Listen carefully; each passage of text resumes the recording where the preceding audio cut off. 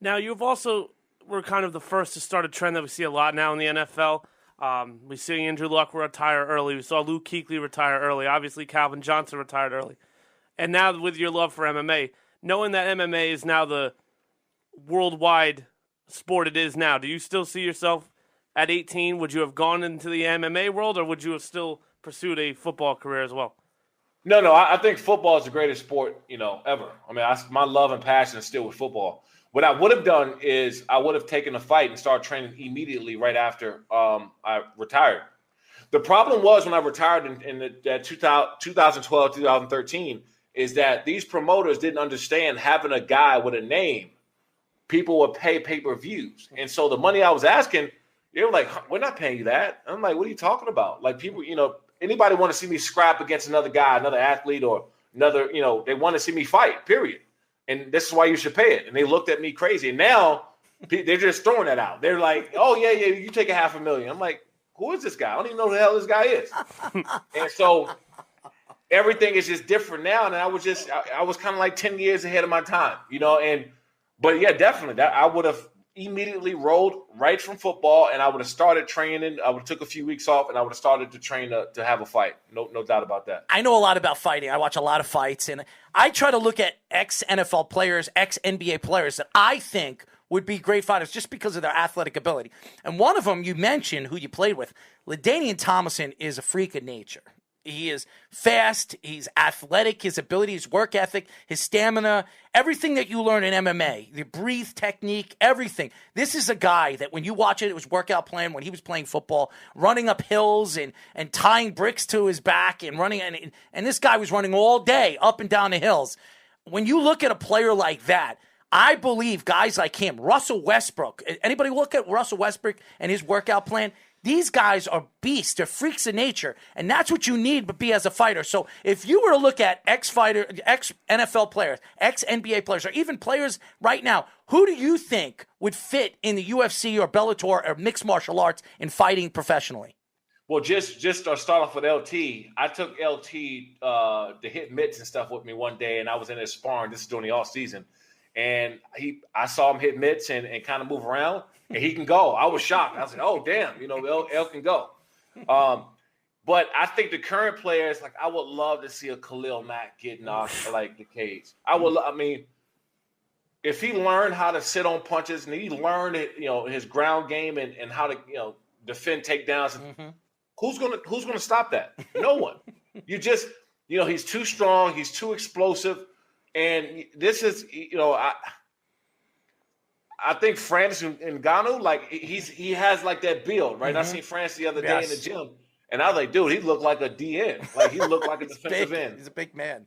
He's a big dude. Yeah. And so when I look at these guys, I think Aaron Donald, if he decides to lose 20 pounds and fight at 265, I think he would actually cause physical harm to somebody in there. Yes, he would. I would love Cam Chancellor. Mm. I mean, I know he's retired. If he ever watched this, I need to get a hold of him.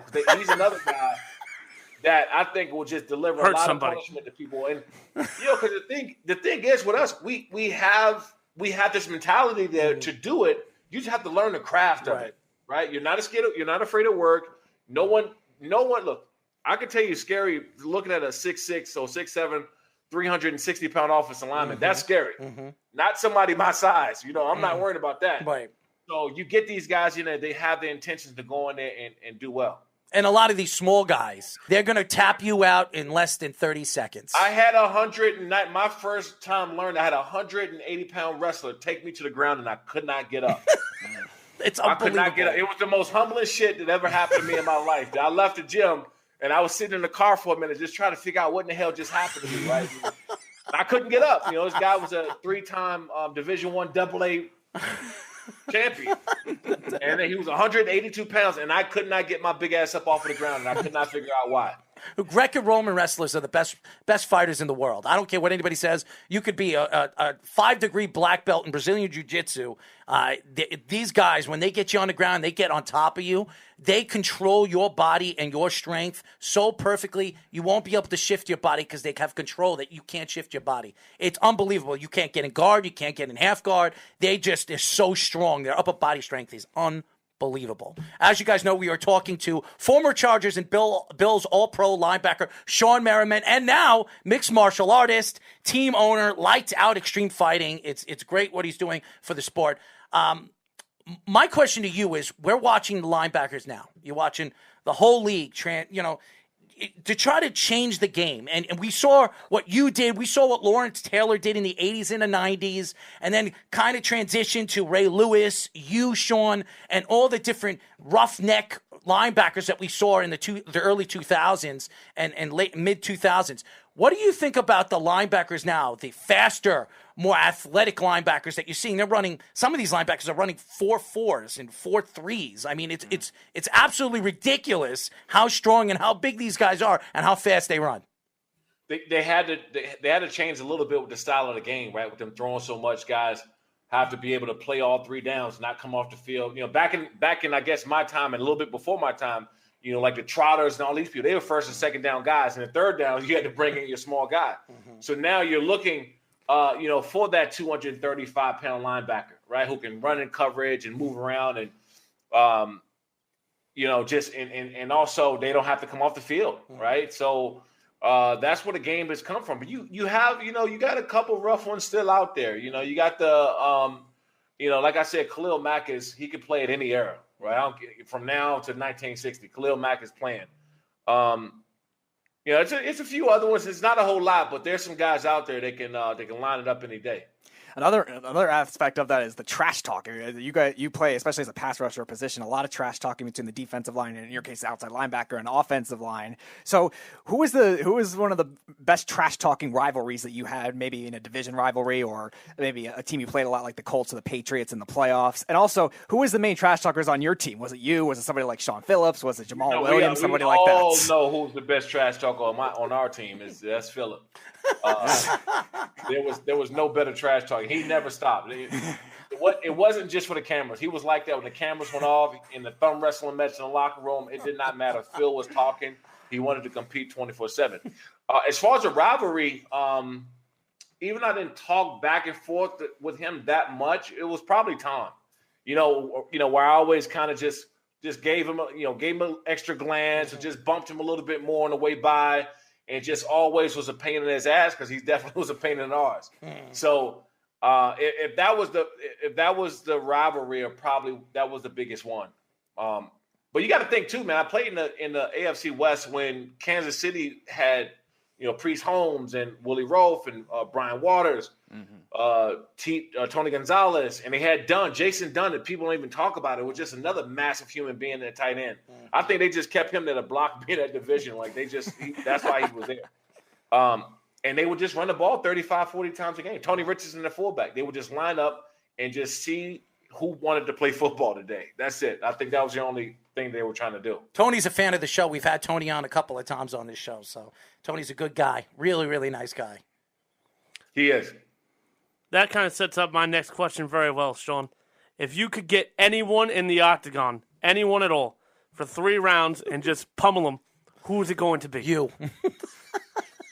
Hey, if he pays me, I'll let him take a swing. It'd be an honor for him to punch me in the face. I'll eat his sandwich. It's fun. As long as he gives me an autograph for fun. I would say Tom, man. Brady? I would have punched Tom Brady a couple times. What is he talking about? Tom, what do you think he's talking about? That's not fair, Tom. Oh, no. You know what? I didn't really, doing those 60 minutes during the game, I hated everybody. But, when I got off the field, it was I met some of the guys' charity events. And, it's the funny part is I'll go to, some of these guys' charity events or golf tournaments, whatever, during the off season. And during the game, I'm trying to rip their head off, right? So they're looking at me like, dude, you just did a silent auction for us about 3 months ago. What the hell's your problem? I said, man, this is business, man. What this is what I do.